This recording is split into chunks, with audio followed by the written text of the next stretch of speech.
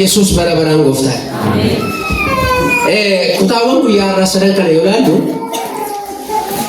sadan saayyuu yaadi garaa namaa bayeessa godhamee yoo eeggatamuu baate jireenya hafuura namaa, jireenyi sammuu namaa, tajaajilli namaa, deddeebiin namaa akka baduu danda'u kan akka duwwaa ta'uu danda'udha kan inni dubbatu.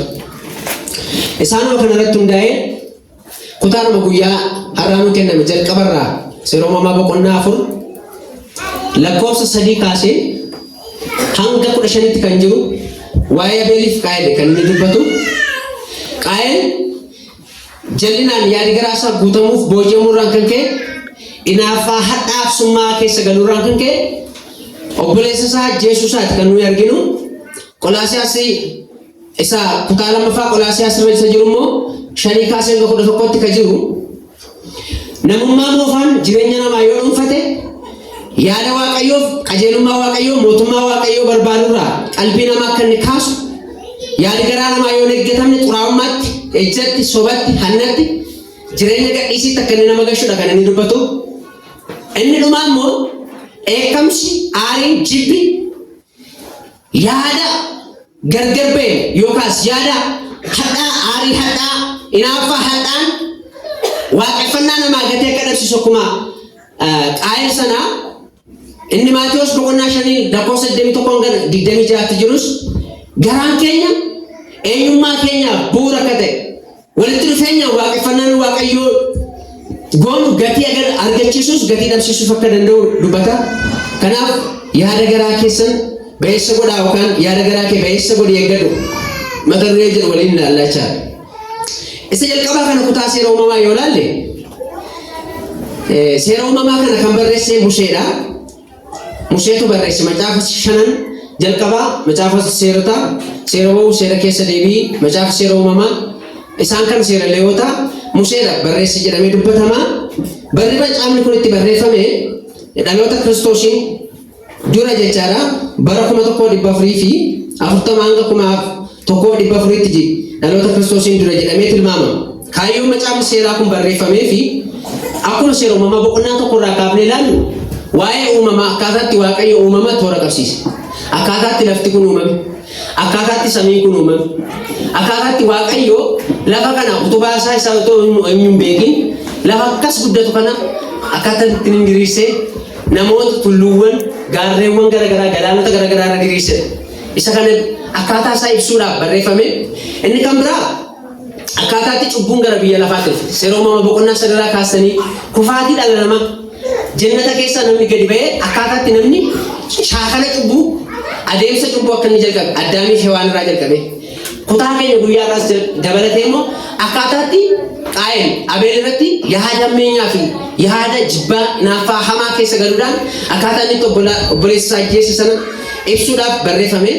Inni sadaffaa irratti kaayyoon inni barreeffameef namni furmaata akka barbaadu dhalli namaa adabamuunsaa humnaa ol sababii ta'e furmaata dhala namaaf kaawwame seera uumamaa boqonnaa 3 lakkoofsa 15 irraa kaa'ee isa agarsiisuudhaaf. Fakkeenyaaf inni sirraa sanyii dubartittii dhalatu mataa boofichaa inni dhiitaa, innis immoo waa'ee Yesuus Kiristoos akka ta'e isaan kana agarsiisuudhaaf agarsiistuu dhalachuu Yesuus agarsiistuu namaaf furmaanni jiraachuusaa barsiisuudhaaf barreeffame.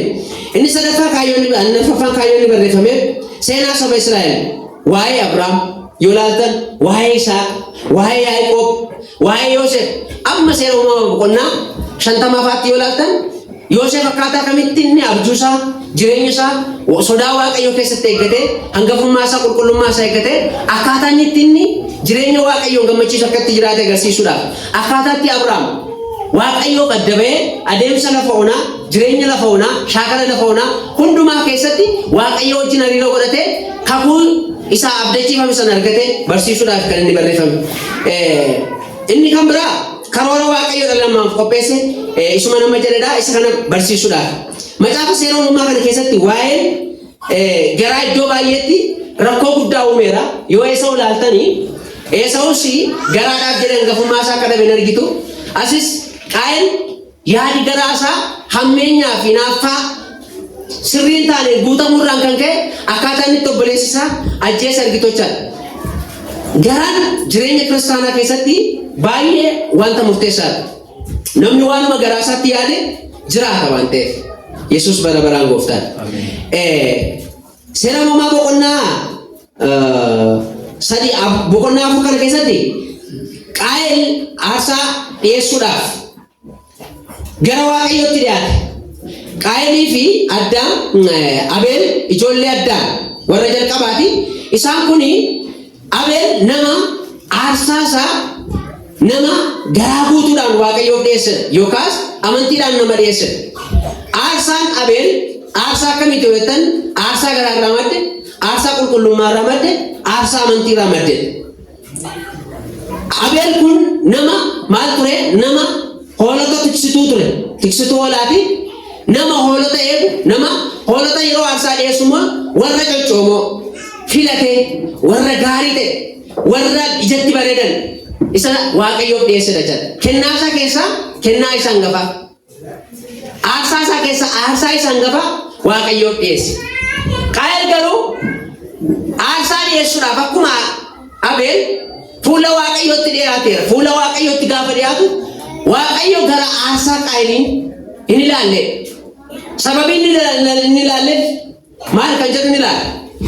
Garaan Qaayel garaa sirrii miti. Aarsaan Qaayel aarsaa hangafa miti. Haftee dhiyeesse. Waanuma dhiyaachuu qabuuf aarsaa dhiyeesse. Waanuma dhaquu qabuuf akkuma namni tokko waanuma namni waldaa dhaqu. Waanuma namni ol ka'ee faarfatuuf ol ka'ee faarfatu. Waanuma namni immoo yeroo utaalu. Akkas jechaadha. Garaarraa otoo hin taane, onnee keessaa otoo hin taane, amantiidhaan otoo hin taane callisee aarsaa dhiyeessu Waaqayyoof dhiyeesse. Waaqayyo garuu gara aarsaa isaan ilaale, gara aarsaa Abeel ilaale jechaadha. Kanaaf garaan keessan jireenya keessaniif, jireenya hafuuraa keessaniif murteessaa waan ta'eef yaada garaa keessanii ba'eessa godhaa eeggatu. Namni yaada garaa isaa ba'eessa godhee eeggatu yoo ta'e jireenya hafuuraa isaa guddachuu hin danda'u. Macaafa Fakkeenyaa boqonnaa 4 lakkoofsa 23 yoo kaasan dubbistan akkas jedha. Wanti jireenyaaf barbaachisu yaada garaa keessaa waan ba'uuf yaada garaa kee ba'eessa godhee eeggatu. Wanti maaliif barbaachisu? Buddeenaaf barbaachisu jedha. Mee maalan jedha? Na duukaartu mee warra na duukaarta warri dhaga'amaa jiru sagalee koo harka baasaan isin olee. Warra nageessan isin sirriitti baasaan. Faarfattoota sirriitti ol qabaa. Dhaga'amaa jiranti. Eeshi maalan jedha? Wanti jireenyaaf barbaachisu yaada garaa keessaa waan ba'uuf yookaan waan madduuf yaada garaa kee maal godhu? Ba'eessa godhee eeggatu. Nama si bukkee qabiiti. Obboleessa koo yookaan obboleettii isaa taate yaada garaa kee ba'eessa godhee eeggadhuudhaan. Dabale ma yaada ga'u yaada garaa kee ba'eessa godhee eeggadhuudhaan. Kiristaanni yaada garaa isaa hin eegganne yaada garaa Waaqayyoo ciibsuu hin danda'u. Kiristaanni yaada garaa isaa hin eegganne Waaqayyoon gammachiisuu Waaqayyoof jiraachuu hin danda'u. Ala namaa keessaa bakki jireenyi namaa miidhuu barbaadu seeqanii yaada namaa qabata. Jalqaba Waaqayyoos yaada namaa barbaada. Yaadi namaa hammeenyaaf, xuraa'ummaaf, jibbaaf yoo qabame Waaqayyoon gammachiisuu taasisuu hin danda'u namni sun. Yaadi keenya garuu amantiidhaan, dhugaadhaan, qajeelummaadhaan Kiristoos yaada garaa Kiristoos qabaachuudhaan yoo qabame Waaqayyoon gammachiisuu dandeenya jechuudha. Yaada garaa keessanii ba'eessa gootanii yoo eeggattan jireenya Waaqayyoo gammachiisuu jiraachuu dandeessu. Abeel nama garaa isaa aarsaa godhee yookaas laphee isaa aarsaa godhee dhiyeesse. Kanaaf Waaqayyo dursa gara Abeel ilaale. Otoo aarsaa Abeel hin fudhatin dursa gara eenyu ilaale? Gara Abeel ilaale. Gara Abeel erga ilaale eenyummaa Abeel erga sakattee gara aarsaa isaatti ilaale. Waaqayyo eenyummaa kee sakattaa.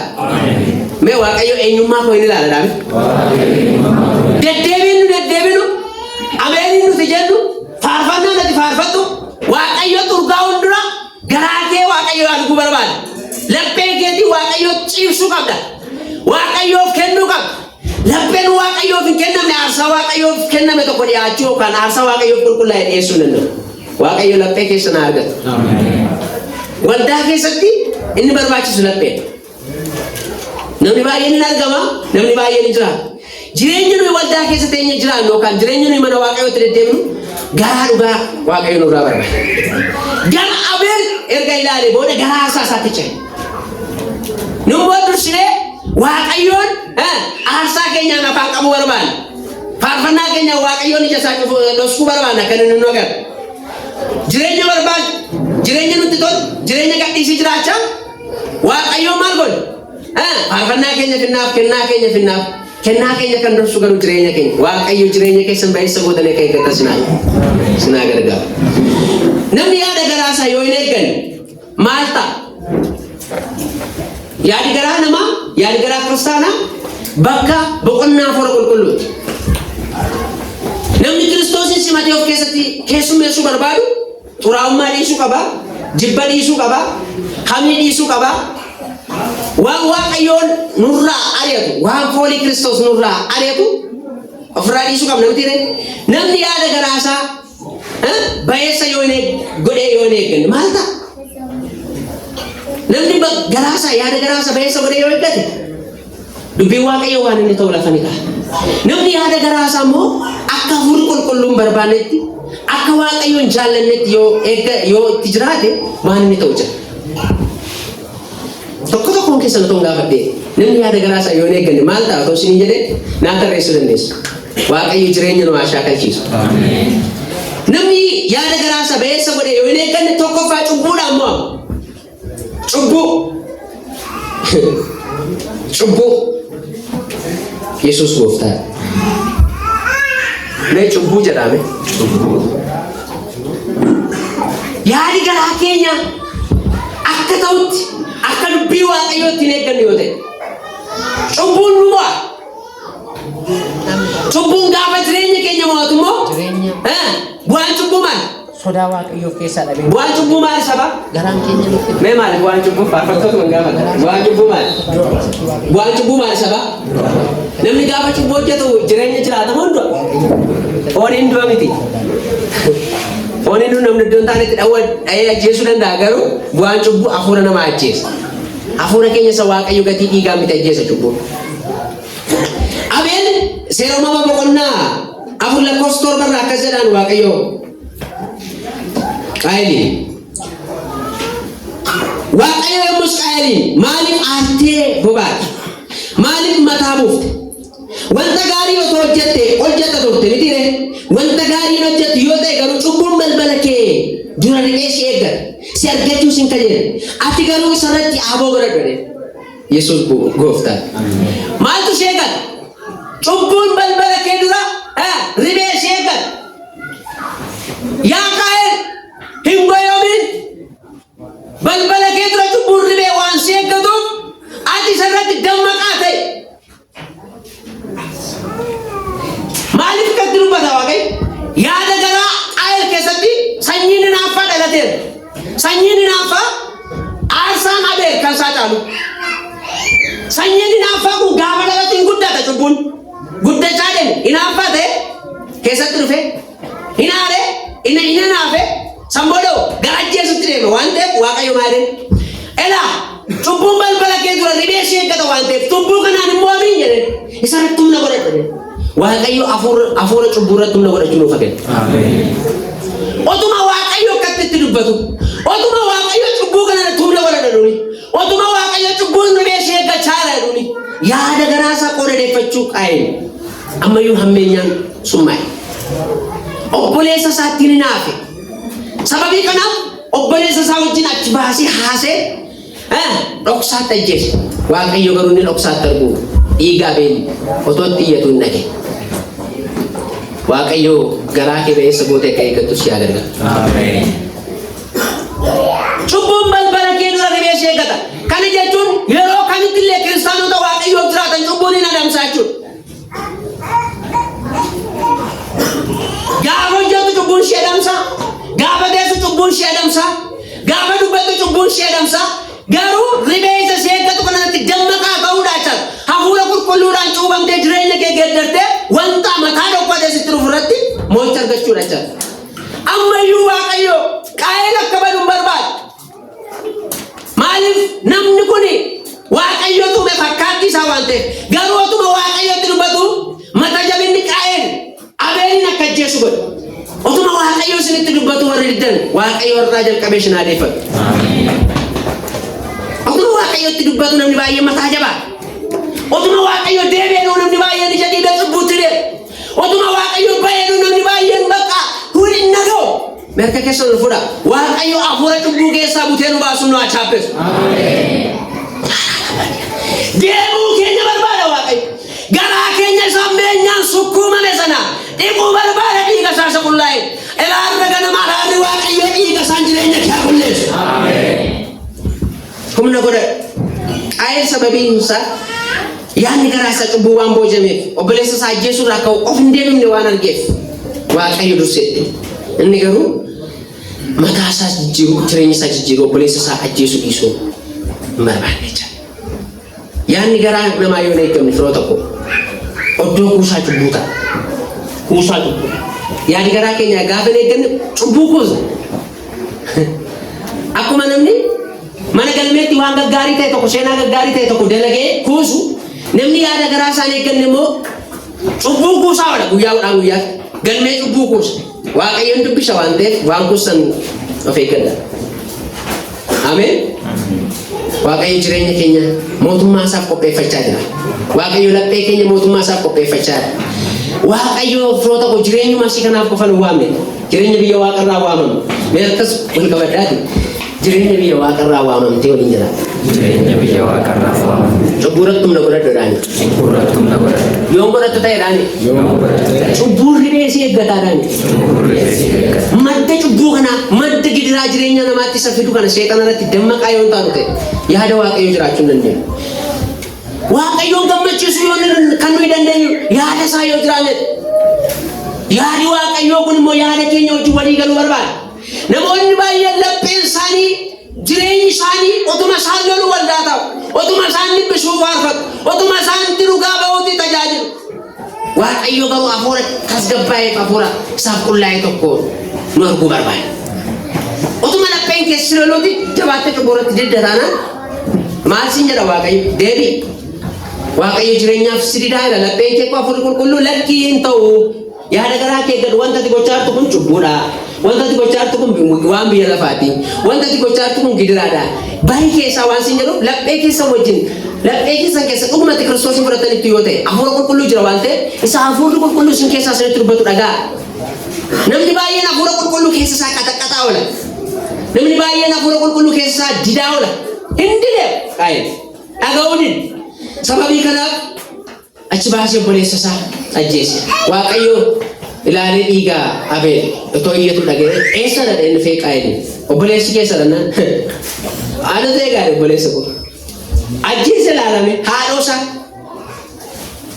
lafti illee jira akka ammaa kanallee lafarratti wal irra jechuudha reefu dhalatan ikkoo nama afur faa reefu ta'u addaamtu ture waantu ture Abeeliif Qaayil reefumama mana dhabanitti mana iddoo mukuma barbaade mukuma guddaa isaa jala toogananii iyyuu hin jira lafa dhabanitti baruu jireenyi isaanii baay'ee micciirame jechaadha jireenyi Qaayil eessa jira gaafa obboleessa koo na deegaadhe asirraa maal baran jireenyi kiristaanummaa jireenya kophaa miti jireenyi kiristaanummaa jireenya ofumaa faarfachuu ofumaa lallabuu ofumaa waldaa dhufuu miti waaqayyo adaraa walii keenya nutti kenneera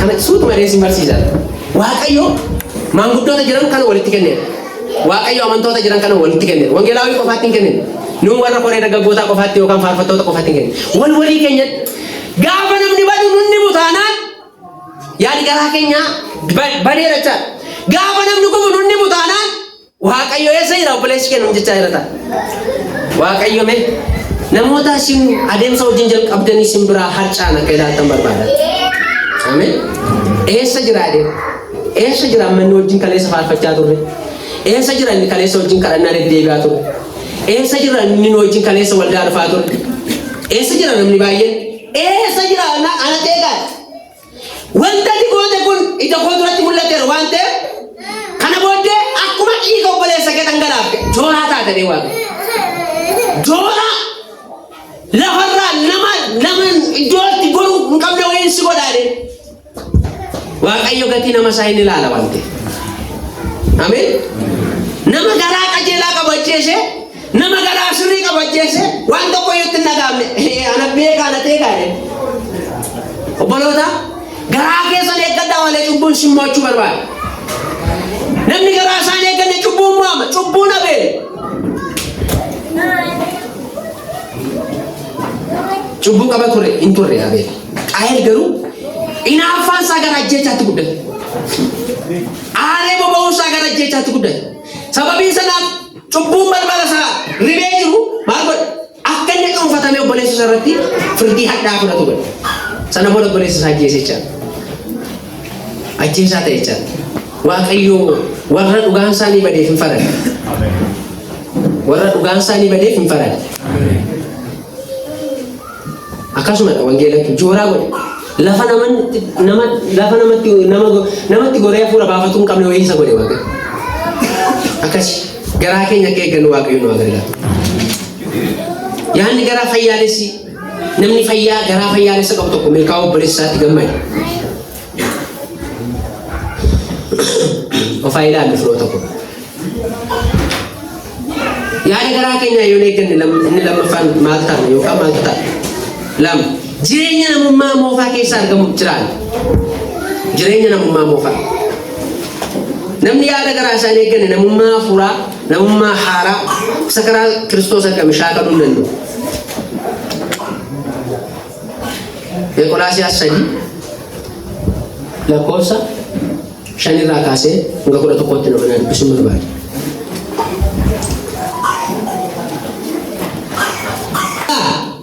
Yaada keessan wanta lafa irra jirutti isa hidhu alalummaa, xuraa'ummaa, kajeellaa fi hawwa hamaa sassata waaqayyoon tolfaman waaqessuutti lakkaa'amus of keessaa ajjeesaa. Sababii wanta kana hundumaatiif eekamsi waaqayyoo warra isaaf hin abboomamne irratti dhufa. Namoota waan akkasii hojjetan gidduu yommuu jiraattan isinis immoo yeroo sana akkasumatti deddeebi'aa turtan. Amma garuu isin eekamsa aarii hammina maqaa walii balleessu hundumaa ofirraa fageessaa. Maal eekamsa maal hammina maal maqaa walii balleessu hundumaa maal godhaa ofirraa balleessaa. Ofirraa balleessaa kan fageessaa. Dubbii nama yeellaasisu afaan keessaa hin bahin soba walitti hin dubbatina jedha. Namummaa moofaa hojii isaa hundumaa wajjin ofirraa baaftaniittu. Namni namummaa moofaa ofirraa baase maqaa namaan balleessu jedhaga. Halalummaatti hin jiraatu. Jireenya xuraa'ummaan shaakalu. Jireenya aariif jireenya hinaaffaan jiraatu. Gaafa yaada garaa keenyaa eeggannu firoota koo mootummaa waaqayyoo qopheefna. Mootummaa waaqayyoo wanti akka qophoofnu nu godhu immoo qulqullummaadha, qajeelummaadha, dhugaadha, jaalala Kiristoositti qabamne jiraachuudha. Namni yaada garaa isaa hin eegganne garuu jireenya namummaa moofaa keessaa argamu jiraata. Namummaa moofaa keessaa jireenya argamu Qolaasiyaas 3:5 irraa kaaseeru kana. Xuraa'ummaadha namummaa moofaa keessaa kan ba'u. Ameen. Xuraa'ummaa kajeellaa waan hundumaa kajeelochaadha kajeellaan. Waan argan mana yoo argan kajeelu, gamoo yoo argan kajeelu, waan argan kajeelu. Wanti dhoowwii keenya mootummaa waaqayyoo nu dhiibaa moo mootummaa waaqayyootti nu harkisaa. Waaqayyoo jireenya kiristaanotaa irraa kan inni barbaadu akkuma Daawit faarsaa 42 irratti dubbate boromni burqaa bishaan yaa'u akka barbaadu yaa waaqayyo lubbuun koo si yaadde. Faayisaa koo duratti yoo mana argamatte silee watti hin gaggabne. Waaqayyo wanta nutti machoomne jireenyi keenya miidhame hafuurri keenya miidhame kan akka dheebonnu miti. Isuma mataa isaa akka dheebonnu barbaada. Nama si bukkee qabiiti Kiristoosuma mataa isaa dheebodhu meeqi. Kiristoosuma mataa isaa dheebodhu. Wal jala darbee laata jireenyi keenya, wal jala darbee laata tajaajilli keenya, wal jala darbee laata deddeebiin keenya. Mee Kiristoosuma mataa isaa dheebodhaa. Kiristoos keessa waan hundumaa jira. Kiristoos keessa badhaasa hundumaa jira. Xuraa'ummaan, halalummaan wanta hundumaa hawwuun sassata. Sassata jireenya namummaa moofaati sassata. Ela Qolaasiyaas Ibroota boqonnaa 10 lakkoofsa 5 irratti akka jedhu akka jireenya keessan horiidhaaf sassatan ta'in jedha. Waan argattaniin dhugaa jedha. Waaqayyo namatti maa sinin dadhabu sinin buusus jedheera. Sassata. Namummaa jireenya namummaa haaraa keessaa sassatan argitan. Namni hafuurri waaqayyo keessa buufate namni Kiristoosiin guutame hin sassatu. Akki jireenya keessanii sassata taa'eera taanaan. Waan argataniin nagaa jechaa jirtan taanaan. Akkuma Efreem qilleensa duukaa fiigan. Miti nama jaa Efreem qilleensa duukaa fiigan. Qilleensi immoo mudhiin qabu, miillan qabu, mataan qabu, iddoo qabattuun qabu qilleensi. Waaqayyo qalbii keenya adeeffatu. sassa waan argatanii jireenya namummaa moofaa keessa sassataba warri sassatanii mooksi kakuu moofaa keessattis maannaa mana bushatanii jala tortore maleen bulle jalitti waaqayyoon barbaaduu dhiftee maannaa mana keessa guutattee boru nyaachuuf waaqayyoon moo maannaa miti taargeetii waaqayyoo ofuma mataasaa isuma mataasaa barbaadanii eenyummaa isaa akka baranii fi maannaa waaqa raachaasaa fi jarri garuu buddeen argattee waaqayyoon gatuuf jettee maannaa gaafa shimanatti galfattu tortorse waaqayyo wanta jireenyi keetti miidhamu waaqayyo sirraa ajjeesu merka keessan qaba kana nana baara wanta hunda keetteessaa wanta dibata sirratti nyaata wanta kennaa tajaajilaa sirratti nyaata akka kee bal'i maqaa yesuusin ganama kana si keessaa du Kiristoosiin ija keenya akkan argine kan nu irratti jaabsu dheebuu keenya yesuusin akkan taane kan nu godhe waaqayyo nu keessaa ajjeesu Yesus bara baraan gooftaa sassata isa waa sassanni baay'ee waaqolii tolfama waaqessu hojii wal qabsiisee dubbatama macaafni qulqullu waaqolii tolfama isa akka ba'aal waaqessu isa akka daaboo waaqessu waaqolii tolfamaan isa hin dubbanne isa dhageenya akka waaqessu ta'e amma hin yuree kan isa sassan amma hin yuree nu keessaa namni sassan ani sassatuun hin lallabu sassataa miti nagaa jedhaa waaqayyotti boqoddeera nu arga waan ta'eef hafuurri qulqullu waaqayyo ganama kana yaada garaa keenyaa fayyisuun jedha deemuu keenya barbaada sassata isa waaqayyoolii tolfamaatti waaqessu fakkeeffamu of keessaa maal godha ajjeesaa isaan kun namummaa haaraa wajjin waliin galan namummaa hafuuraa wajjin waliin galan Kiristoos jaallachuu wajjin waliin galan waaqayyo namummaa moofaa jireenya keerraa baasu waaqayyo Kiristoosin akka uffataatti akka uffannu barbaada akka uffataatti uffata keenya irra makan nutti aanu jira yoo Yesuus malee jira amma lafa kanatti kan nutti aanu uffata kootiin ture uffata koo kanarra moo waaqayyo nutti aanu barbaada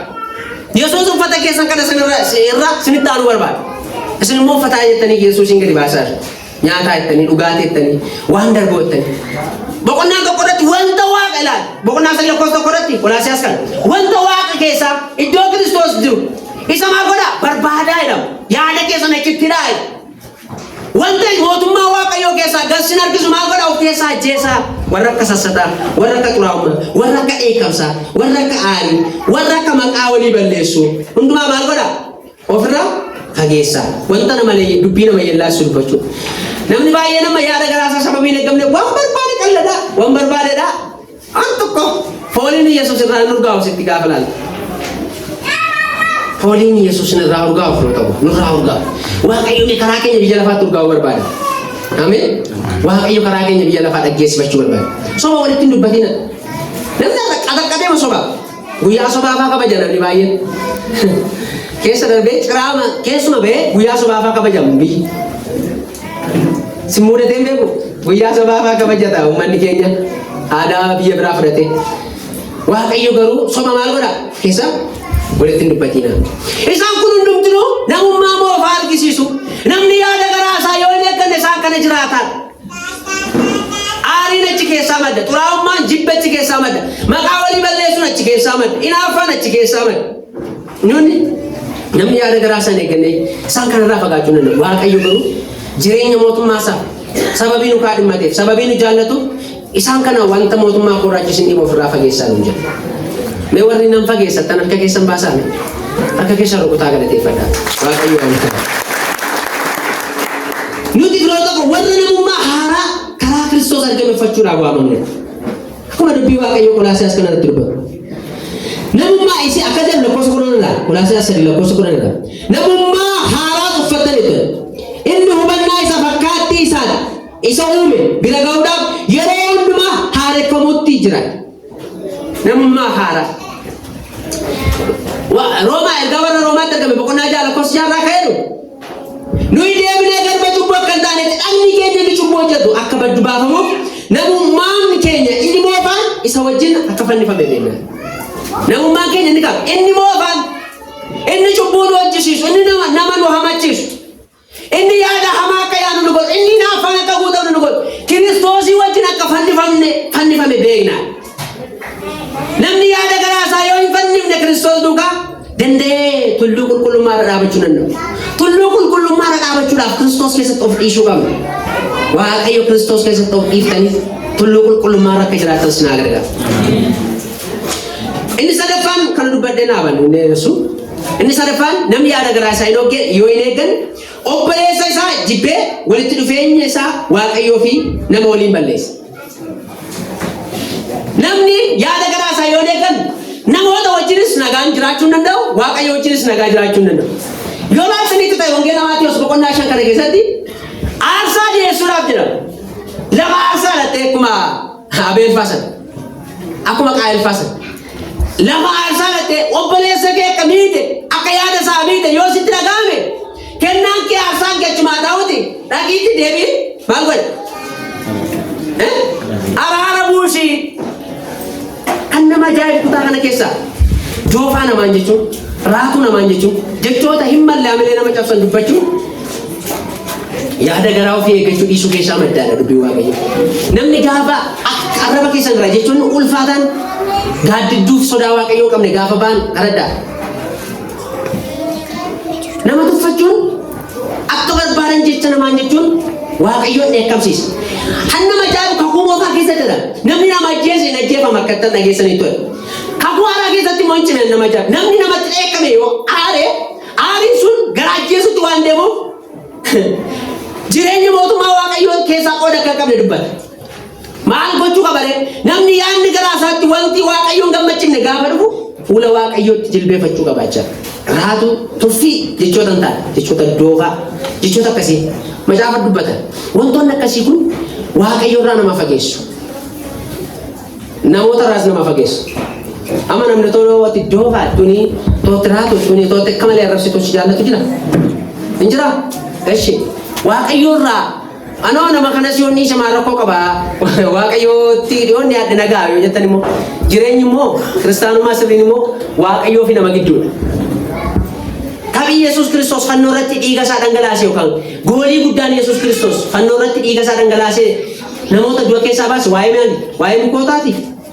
Waa'ee hoolotaa, waa'ee jabboota, waa'ee nama waan mul'atuufi waa'ee namaati. Waaqayyo nama wajjin nagaatti akka jiraannu barbaada. Ollaa wajjin nagaatti akka jiraannu barbaada. Waaqayyo wajjinis immoo ollaa keenya wajjin nagaan jiraanne malee ollaa wajjin nagaan jiraachuun dhiifnee Waaqayyo wajjin nagaan jiraadha kan jennu Waaqayyoon goyoomsuu fakkaata. Amma gaa waan tokko isinitti Waaqayyoon goyoomsaa jirtu moo Waaqayyoof jiraachaa jirtu? Namni baay'een nama jibbee waldaa ta'a irraan beekamu hin faarfata irraan beekamu. Waaqayyo garuu obboleessa keessa miite sana araara godhiifiti. Obboleessa keessa garaan isaa madaa'e sana araara godhiifiti. Fuula kootti maal godhu? Aarsaa kee dhiyeessu. Yoo addumaan kennaa fuutee dhaqxee iddoo aarsaa yoo dhatte kennaa sana otoo dhiyeessuuf jettu yoo obboleessa kee akka miite barbaada sitti dhagaan kennicha akkuma godhiiti obboleessa keessa miite araara gaafa godhe. Namni yaada garaa isaa hin eegganne immoo kana gochuu hin danda'u. Dhiifama jechuun firoo tokko dhiifama nama gaafachuun yookaan dhiifama namaa gochuun wallaalummaa miti kan dubbii Waaqayyo jedhu. Nama garaa Yesus Kristos qabutu dhiifama namaan jedhu. Mereka keessan ol fuudhaa ruktaanii Waaqayyoon galateeffata. Nama jechuun nama tuffatamaatu dhiifama namaan jedhamti akka dubbii Waaqayyo. Nama dhugaan madaa'uun Kristos dhangala'uun dhiiga Yesus fannoo irratti coccobuun dhiiga Yesus cinaachi Yesus waraanamuu isaa nama gadeefitu dhiifamadha nama. Kun immoo fakkeenyummaa Yesuusiif jireenya Yesus fudhachuudha itti jiraachuudha. Kristos Yesus otoo fannoo irratti hancufatte tufaneetoo dhiiga isaa dhangalaasanitti miti waa abbaa waan godhan hin beekan isaaniif dhiise damteere akkas yeroo baay'ee namiite oo ishinoo nama akkasiiti namiite akkamitti dhiifama godhaaf jenne garaa keenya keessatti mukukkulan dhaabne tokko baannee jireenya sodaa Waaqayyoof keessaa dhabee deddeebina jira. Garaan keenya nutti hima nama baay'eetti yeroo lallabu garaa namoota baay'ee keessatti Waaqayyo waa itti dhaga'amu akka isinitti dhaga'amaa dhumatti maala. Waaqayyoon namoota miitan akka dhiifama gaafatan barbaada. Garaan keessan nagaa argachuu qaba. Hafuurri keessan nagaa argachuu qaba. Sababii jibbi namoota baay'ee boojeef kadhannaan namoota baay'ee harkaa rukutameera. Lallabii namoota baay'ee harkaa rukutameera. Jireenya namoota baay'ee miidhameera. Hafuurri nama nagaa mana nama baay'ee keessaa baqate. Waaqayyo isa kana yoo dhiistan nan isinii deebisadha nagaa keessa. Ameen. Kanaaf Waaqayyoof jiraachuu kana nisan Waaqayyo isin haa gargaaru.